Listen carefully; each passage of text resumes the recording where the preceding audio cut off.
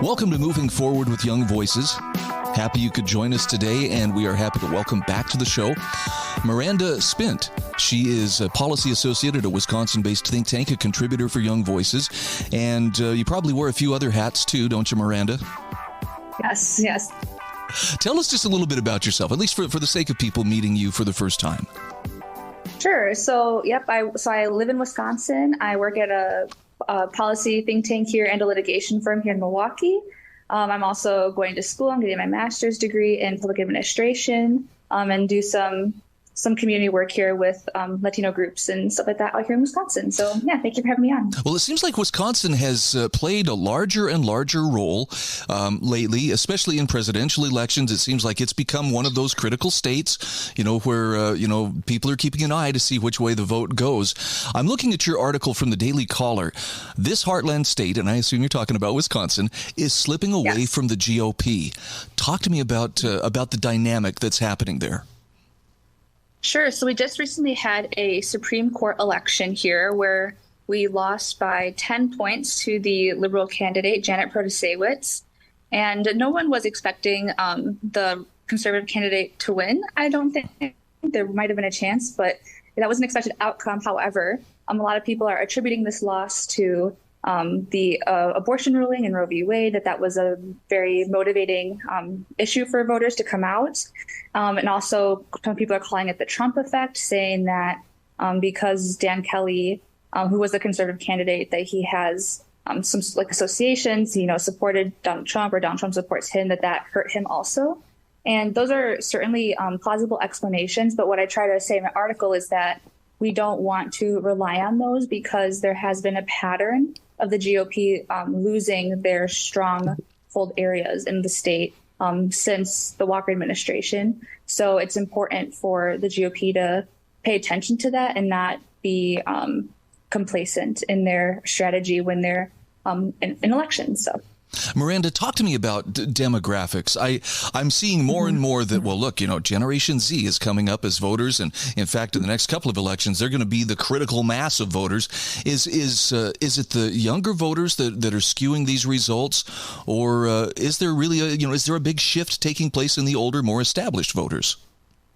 Mm-hmm. The shift seems to be more geographic rather than age, at least as far as what it seems. So what we're seeing is a huge shift in suburban areas towards the Democratic Party, and then a large shift in rural areas towards the Republican Party. And the shift that we're seeing in rural areas just is not keeping up with the shift in suburban areas. So, for example, I forget the exact numbers, but there are 21 of the municipalities in Waukesha County, which is a really important county in Wisconsin because they tend to cancel out the votes from Dane County, which is where our capital is. So another very blue area. They have been shifting by almost 20 points or more in the last 10 years towards the Democratic Party, which obviously is making our ability to win the GOP in the state much more difficult. Wow. Now, I assume that trend is happening elsewhere as well. It just seems that across the country, the big metropolitan, highly populated areas tend to go more blue, and the rural areas, the flyover country, tends to be more red. But I don't know, there's been some pretty big shift. What would it take for the GOP to establish a stronger presence, or to have a better showing in those very populated areas?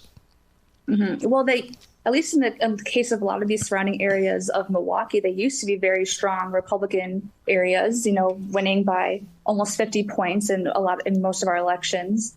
And I think what's happening is that large margin of success in those areas made them lazy, is my guess. So what we saw in this recent Supreme Court election is that Janet Protasiewicz, before she even won the primary, she was saturating the airways with advertisements, made the whole debate about abortion. That's what this election became, was the abortion issue, because of how adamant she was in her advertising on TV and with voter contact.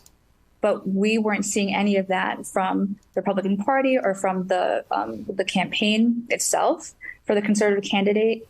And they didn't even start putting out advertisements or doing voter contact till 2 weeks before the actual election day. So it just seems like maybe they were relying on a few other things. In spring elections, they tend to have higher turnout for conservatives in general, things like that. And then, of course, their general reliance on these more Republican areas makes me think that they were hoping for a better outcome with the least amount of effort possible. And that's obviously not going to work. We have an increasingly motivated Democratic Party, and they're seeing the gains that they're making in super important states like Wisconsin. And I think the GOP is, this is a wake-up call for them. They can't let it slide anymore. Okay, so correct me if I'm wrong. I don't want to misstate what you're saying, but what I'm hearing, it sounds like it's not so much a case of the GOP isn't reading the room as much as they may have been coasting, felt like they had momentum that they maybe really didn't have. Mm-hmm. Yeah, that's my 2 cents from what I was seeing. I mean, waiting 2 weeks before an election to put out an advertisement just seems, especially in a race that was as contentious as this race beat records for fundraising for statewide campaigns. And this was a very big deal. So for them it seems like they weren't doing enough. And yeah, it seems like they were trying to coast through. Okay, so I have to ask you this because I hear this from all over the place. Some people who feel disaffected with the GOP are not so much disaffected because, well, they've taken a strong stance on abortion or, they've taken a strong stance on the Second Amendment. It's rather they feel like they haven't taken a strong enough stance. And it seems like there's a schism within the GOP of people saying, look, we got to leave these cultural issues behind for the most part and focus on, trying to woo people from the center versus there are those saying you need to take a harder stand because it feels like the left is really pushing the boundaries on some of those cultural issues. Mm-hmm. I agree with that. And I don't know what the right answer is. I mean, the left is definitely really focusing on these cultural issues, and it does seem to be harming the GOP to try to, at least for those in the party who are on the side of we need to take a step back from that. I think that maybe is causing some harm, but, I guess we'll just have to see what other state parties do, see what works and what doesn't.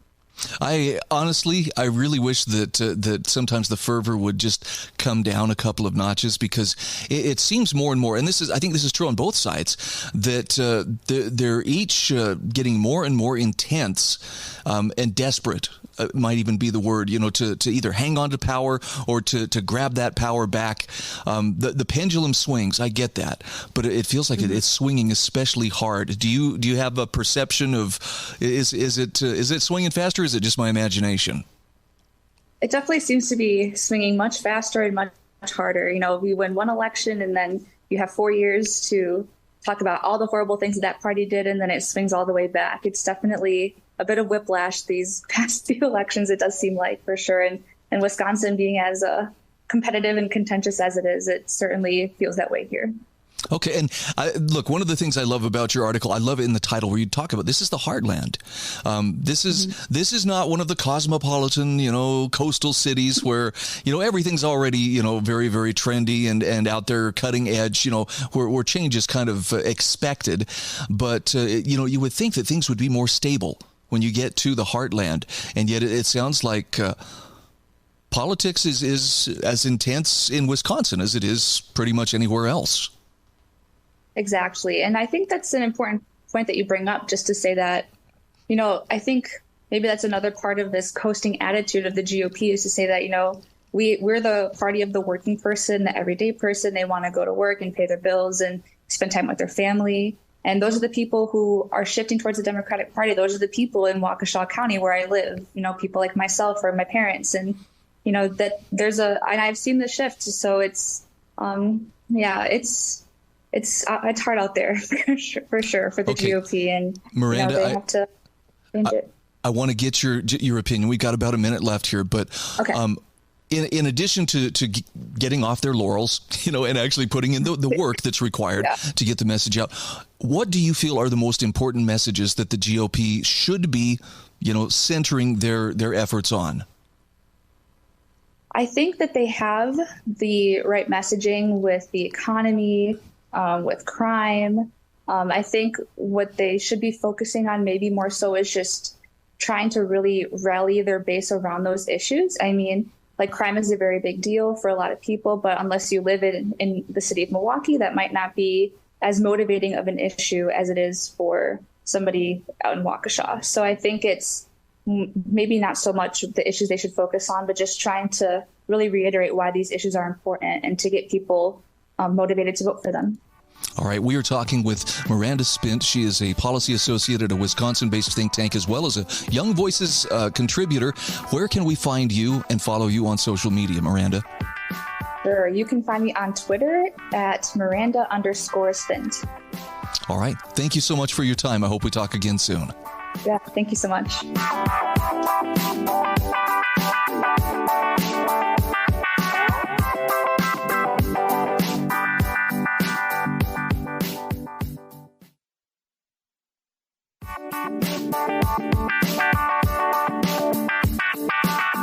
Welcome back to Moving Forward with Young Voices. Very happy to welcome Sophia Worringer back to the program. She joins us from the UK, from Great Britain. And Sophia, I have to say, I feel kind of a connection with your nation after watching the coronation of who was Prince Charles, but now is King Charles. I didn't intend to watch, but I kind of got caught up in it and suddenly found out this is way more interesting than I thought it was going to be. But I assume that was probably an even bigger deal for folks right there at home with you. Yeah, I think it was. And thank you so much for having me back on the show. I think the coronation was one of those things where the country was not necessarily really looking forward to it. There was some celebration, but there was something that we weren't quite sure what the response would be. And yet on the day, despite the fact that it poured with rain all day, the crowds turned out, the celebration was wild, everyone had a great time, and it was a very spectacular and special event. And I think people were taken aback by the strength of feeling and support that the royal family had on that day. And I think it was a great day of bringing people together across the nation. So I'm glad you enjoyed it as well. Yeah, like I say, I hadn't intended to watch, but once I started, I realized there is so much tradition at work here. And I'm looking at an article that you wrote for thearticle.com. Princess Charlotte, the spare, who is key to the monarchy's future. Now, I'll admit I haven't done the best at keeping up on all the members of the royal family, but talk to me about Princess Charlotte. Who is this young lady? So Princess Charlotte is the second child and first daughter of the Prince and Princess of Wales. So the Prince of Wales is Prince William, and he is second in line to the throne, and Charlotte is fourth in line to the throne, and in between them is Charlotte's brother, Prince George. And Charlotte is 8 years old, and she made an appearance at the coronation, and she really turned heads. She was wearing a white cape and robe, and she looked like she was about to walk into Star Wars and kind of rule the galaxies. But she really turned heads by doing a spectacular job at the coronation. And yeah, she's only 8 years old, so she did a very good job. Sophia, you make the case in your article that Princess Charlotte could make or break the future of the monarchy. Help me understand how it is that she plays such a pivotal role. So at the heart of our monarchy is the royal family. And if what the past few years have shown is if they don't get the family part right, they might get the royal part right. If they don't get the family part right, they get into real trouble. And Princess Charlotte is, as I said, kind of sibling of Prince George, who's likely to inherit the throne and become King George one day. And my argument in this article was to make the point that that sibling relationship is so important to going forward. We've seen in the last few years the consequences of when that sibling relationship between the heir and their sibling breaks down, and that support that should have been there is taken away and becomes competition and becomes sniping and becomes, well, we all know what it becomes, Netflix deals and book deals. And I think my point here is if the royal family really want to cement the next generation and then the subsequent generation after that, they really need to get that family aspect right and focus on building relationships within the royal family and seeing where that support needs to be given. And I think Princess Charlotte, as the close sibling of her brother, they're only less than 2 years apart in age, really is key to establishing that relationship for the next generation and giving the support and the stability that Prince George, when he becomes king, will need. Okay, help walk me through the role that the royal family plays. I know that you have a parliament, and the government appears to be a separate thing, but the royal family is still very much a part of British culture and of British life. What is expected of them, and what do they do within British society? Yeah, so our royal family and the head of state, the monarch, which obviously is King Charles at the moment, have a ceremonial head of state role. So they don't get involved in political decisions. The monarch has to stamp with royal assent every bill that is passed by Parliament, but I don't think there's been any precedent where they haven't stamped. It's just a formality. There's no scope for them to be changing legislation. So what they really represent is that ceremonial role, that figurehead. They do lots of fairly glamorous things like the coronation, where they get out in their robes and their crowns and their jewels. But actually, the majority of their work is very mundane, and they're going out day after day after day, opening village halls or opening schools or meeting charity workers or meeting nurses and doctors. And they're doing small things on a regular basis that make people feel special, that thank people for their service, and that provide a focus for excitement and adoration within the United Kingdom. And also our monarch is, I think, our greatest diplomat. They do absolutely loads of foreign trips as well. And I know the late Queen Elizabeth, was famed for how many trips she went on across the world, both in the Commonwealth and elsewhere. And they are the diplomat everyone wants to shake hands with. They are the most important way that we can improve our soft power image across the world as well. So they have a very important foreign affairs role too, but again, not political. It's all based on that relationship, the ceremonial role. Well, that strikes me as a pretty important role, and that means, of course, a corresponding responsibility for the children that are coming up within the royal family as well. Now, you mentioned in your article that sometimes there are tensions, and this is normal for any family. I assume the royal family is no different than the rest of us, in that when you're dealing with human beings, you're dealing with the opportunity. There may be some drama.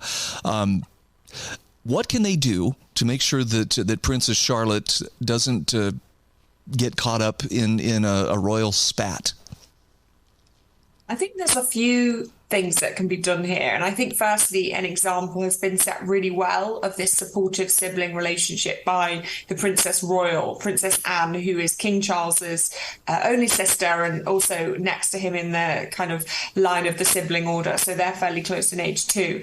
And she has been a brilliant support. She actually did more royal engagements last year than the King, and she has spent her whole life in that public service. But she's also had her own life that's been separate from the royal gaze. She competed for Team GB in the Olympics, and she's very accomplished equestrian and horse rider, and she found her love and her joy in that. And I think that really helped bring the siblings together, but not in competition, because they had their own things that they were focused on. And I think that's something that Princess Charlotte and Princess George should also be really encouraged in, is to find something that they like to do that's different. I think William and Harry often had too much overlapping interests. They both were in the army, for example. They both really loved conservation. They both worked a lot in Africa. They both made their campaigns mental health focused. And I think that competition crept in.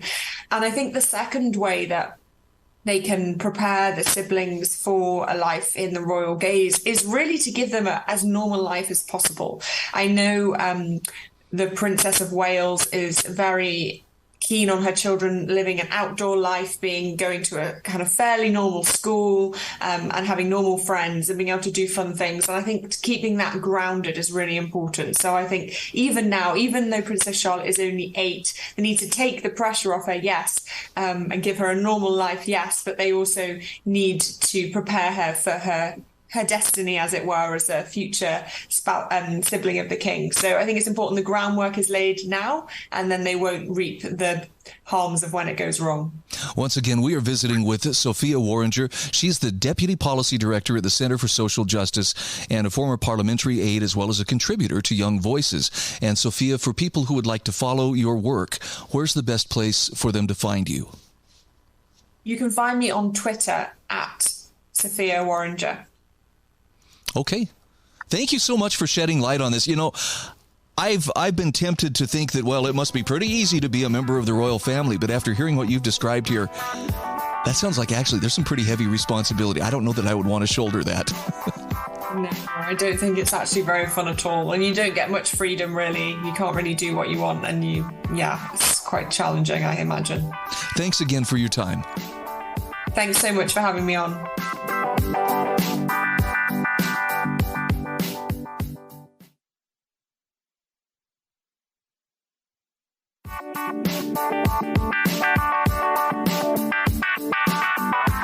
Welcome back to Moving Forward with Young Voices. Happy to welcome Benjamin Khoshbin to the program. Benjamin, for the sake of those meeting you for the very first time, tell us just a little bit about yourself, who you are, and what you do. Yeah, thank you very much for having me. So my name is Benjamin Khoshbin. I'm a Young Voices contributor. I write primarily on energy, the environment, climate, and foreign policy. And in my day job, I work in a bipartisan public affairs firm dealing with energy, climate, and foreign policy issues as well. Well, I'm looking at an article of yours on the Daily Caller about how if Biden doesn't help this U.S. ally, China will. And I assume it's Saudi Arabia that we're talking about here, correct? That is correct.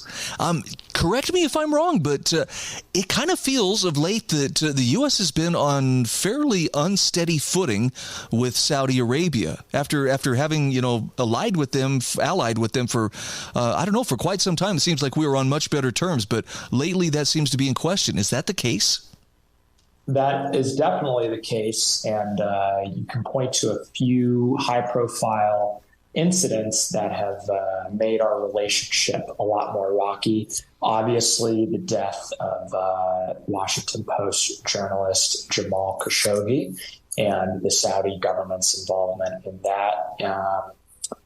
Saudi Arabia and OPEC manipulating oil prices to the detriment of the U.S. obviously upset the Biden administration and U.S. policymakers. And recently, China brokering somewhat of a détente between Saudi Arabia and Iran really kind of upped the ante, I would say. So with Saudi Arabia being in such an oil-rich part of the world, I would think that, energy concerns are the least of their concerns. But apparently it sounds like the Saudis are taking a very serious look at nuclear energy development. Why is that? Are they trying to get away from fossil fuels like other nations? Yeah, that's a great question. So it's not just Saudi Arabia. There are many oil-rich nations that are looking into nuclear energy. For example, the UAE actually just finished building and has begun to operate their first nuclear reactor built by a South Korean nuclear company. Obviously, Iran is an oil-rich nation and is trying to ostensibly build peaceful nuclear technology, although there's quite a bit of debate over what their true intentions are. But in any case, yes, of course, these are massively oil-rich nations, but they understand that the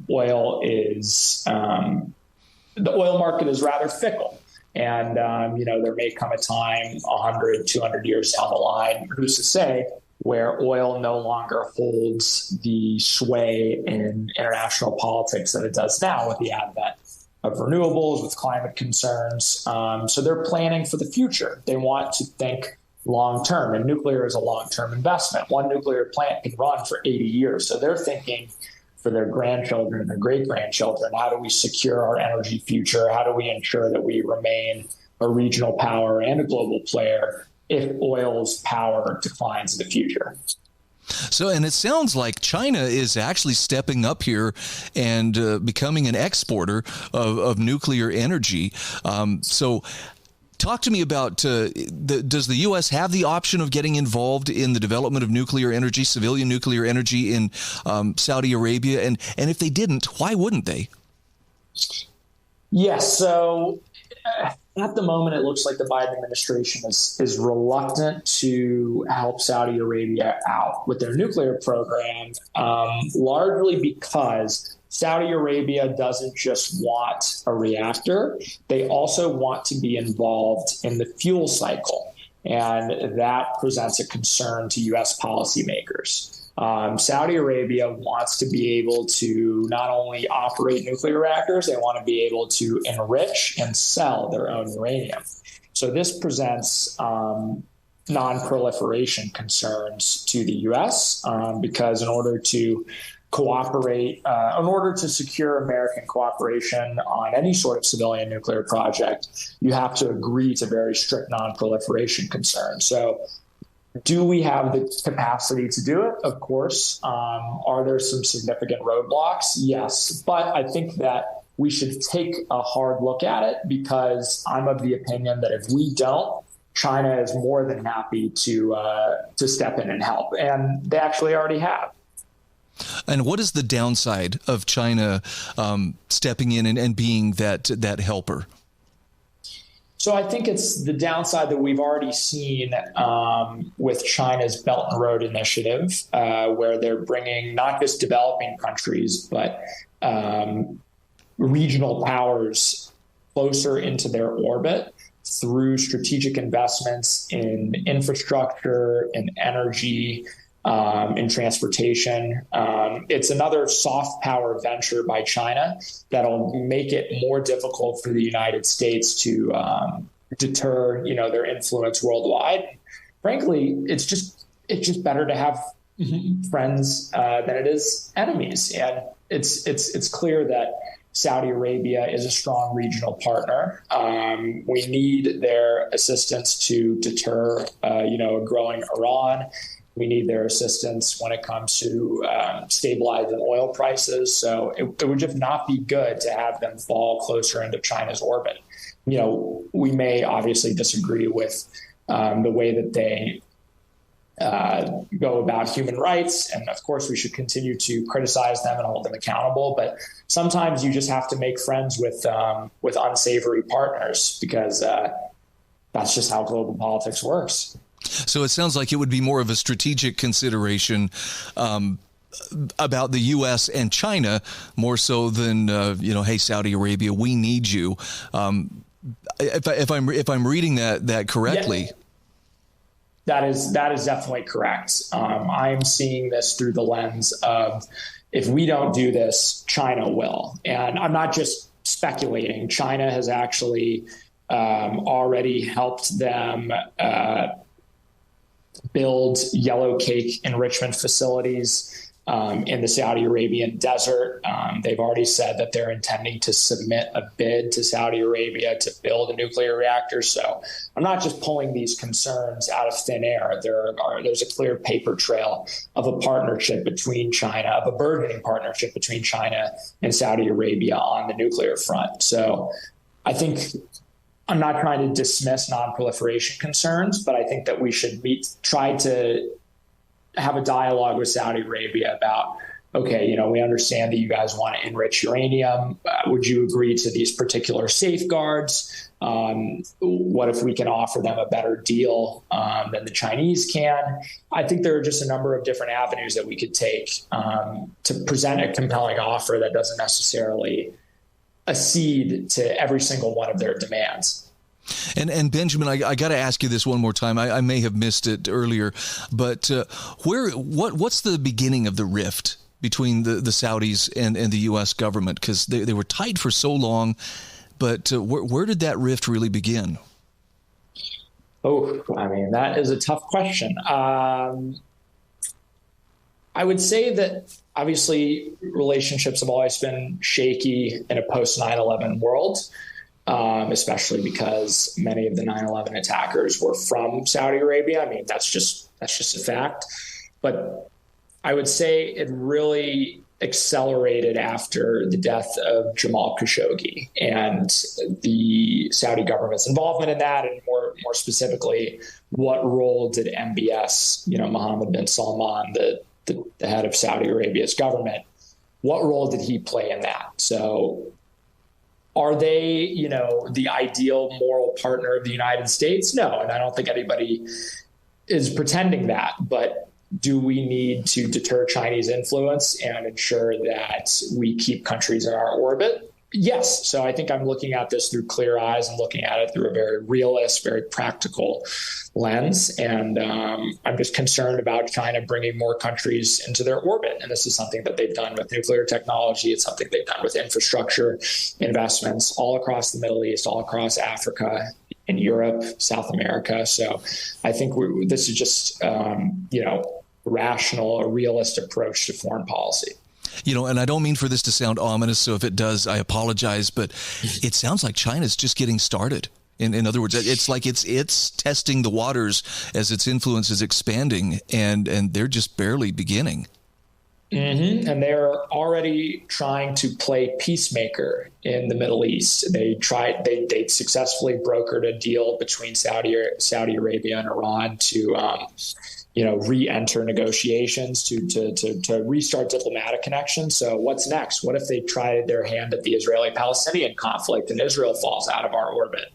I'm just concerned because obviously having countries trust the U.S., having them in our orbit benefits us. It benefits us in international markets. It benefits us in a foreign policy and a security sense. So I just want to keep them close to us.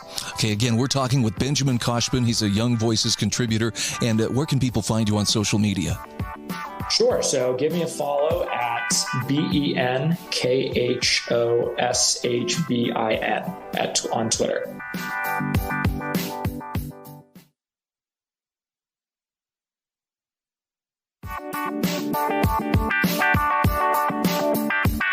Welcome back to Moving Forward with Young Voices. Happy to welcome Luke Hogg back to the program. He is a Young Voices contributor. And Luke, I know that you also do a couple other things in addition to Young Voices. Tell us just a little bit about who you are and what you do. Sure. Well, I'm the director of outreach at an organization called the Foundation for American Innovation. We actually just recently rebranded. We used to be called the Lincoln Network, but we kind of outgrew that name because we do a lot more on the policy side and the think tank side of things nowadays. But I primarily work around emerging technologies and their issues with public policy and specifically do a lot of work around modernization of the government. So we look at cool ways that the private sector is already innovating and doing wonderful things. And we see what we can do to potentially bring those things into modernizing government services and make things more efficient and effective for taxpayers. I'm looking at a piece that you wrote for the Salt Lake Tribune. Utah makes progress on digital IDs for citizens with blockchain technology as a bonus. And I have to admit, Luke, I kind of have mixed feelings on this because when I hear digital IDs, my first thought is, I don't want to just be a number, and I don't want my identity to be a government granted privilege. On the other hand, pretty much every card I carry in my wallet is some digital form of ID. So it's kind of like hollering after the cows are out of the barn. We're already on our way there, but I want security. And when you mention blockchain, suddenly I'm like, okay, tell me more about how this is progress and how this may actually work in favor of people, who value their privacy. Well, sure. I want to come back to that point about the issues of privacy and the broader idea of a digital ID. But, when it comes to blockchain, I think that this is a really fantastic tool that can be used to simultaneously protect privacy, protect security, and allow us to do really cool things when it comes to digital identification or even transactions as we're seeing today. So I think, wouldn't it be cool if we one day had a system where just as you have your credit card or your debit card in your Apple Wallet, and you can kind of just tap it and move about your day. If we could do that with identification, it's also a really cool innovation that we can do.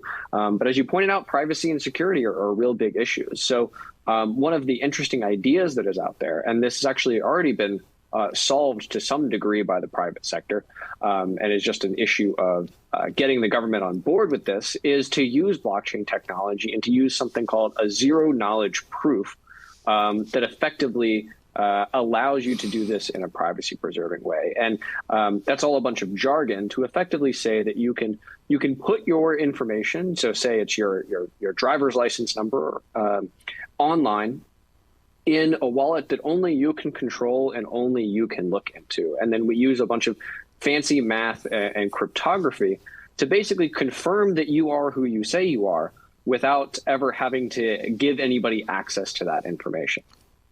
Well, that does sound pretty good. And of course, it hopefully, does away with the fear of, I've lost my wallet or I've lost my ID. Well, sure. And I think this is, so I live in Washington, D.C., and, I have my credit cards and my debit cards on my phone that I use to, pay for lunch and whatnot. But the really cool one is that they've now allowed your Metro card, the thing you use for the bus or the train, and they allow you to add that to your phone. So I think we're already moving in this direction of kind of bringing the digital into government services. So to me, the logical next step is to do that with identification. Okay, and this is the libertarian in me that has to ask this question, but does this give government greater influence or control over blockchain technology, or does the blockchain technology remain neutral? It's just a tool. Well, I think the technology will always remain neutral. It's simply a tool, and there's lots of really interesting ways that you can implement that tool and do wonderful things that, make services easier and more efficient for governments and taxpayers. I think the bigger question is, how does this impact the government's control of your information, right? So there are some proposals out there to essentially do digital identification at the federal level. And I just want to be very clear that I think that is an absolutely horrible idea. So at the federal level, giving them access to all of our information, whether that be driver's licenses or things like that, it's just another big database that the federal government can have on all of their citizens.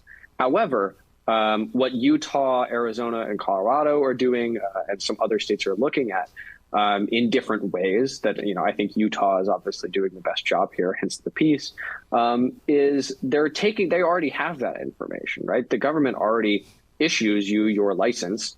So they already have that information stored in some database somewhere.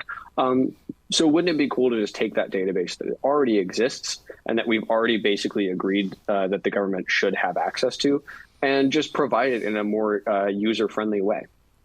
And where did the idea for this come from? I'm just curious, who was leading out in Utah that said, hey, this is something we ought to be pursuing? I think it comes straight out of the governor's office. This is an issue that has been a huge, push for in different states. So, Colorado and Arizona, these are kind of percolating issues. But it's really interesting to see that they're taking this very cautiously optimistic approach to a lot of this technology. So what they're doing is they're not saying we're going to go out and we're going to implement this and we're going to force everybody to all of a sudden have new IDs. I think as we saw with the new ID system that the federal government is using for, say TSA and the like, with the nice yellow star, that's been an absolute fiasco and has really taken a long time to get everybody on board. So instead, what they're doing is kind of taking a cautiously optimistic approach where they start pilot programs and they're setting up commissions to look at how these things might be able to be implemented in the future. So they're kind of taking baby steps, and that's what we should want to happen when we're talking about modernizing some of these government services. Okay.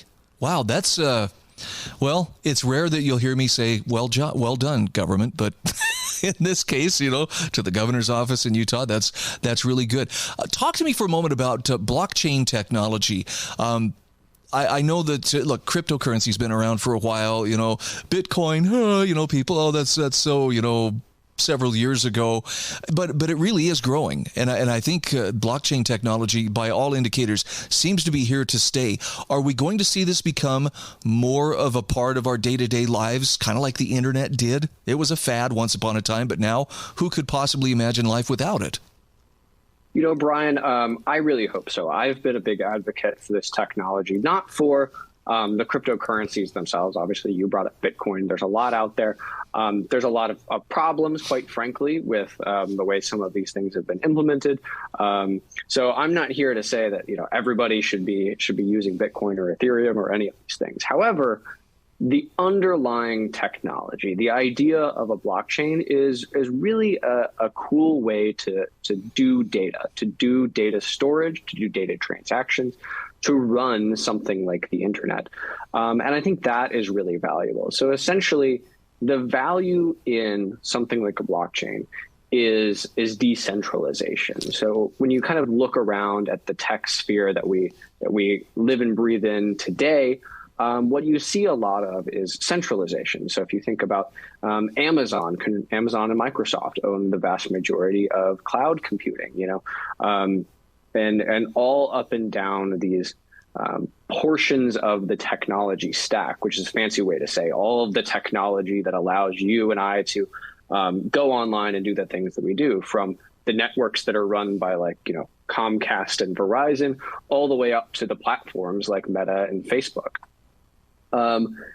That has been centralized through a lot of different ways. So, and some of that centralization has been good and has allowed us to use these services and goods in really unique ways. But fundamentally, blockchains are a way that we can decentralize that control. And I think digital ID is a fantastic example of that, because if there's a way that you can implement this system using blockchain that doesn't allow the government to have control of any of your information. Essentially, we all are operating in what we call a trustless environment. I don't need to trust the government with my information. With a blockchain, I don't need to trust the government at all. I just need to trust the math and the cryptography and the technology that's behind it. And so for me, that's the real value here. That actually has a very nice ring to it. I love it. But the key word here, though, decentralization, to the extent that anything is decentralizing and kind of breaks up and spreads that power out and control out, I am very, very intrigued and want to know more about it. Again, we're talking with Luke Hogg. Luke, for those who want to follow you on social media, would like to follow your writing, what do you recommend? What's the best place to find you? Well, you can always check out what me and my colleagues do at the Foundation for American Innovation at thefai.org. That's thefai.org. But if you want to follow me personally, you can always find me on Twitter at LEHOGG. All right, Luke, great to visit with you. Let's talk again soon. Thanks again, Brian.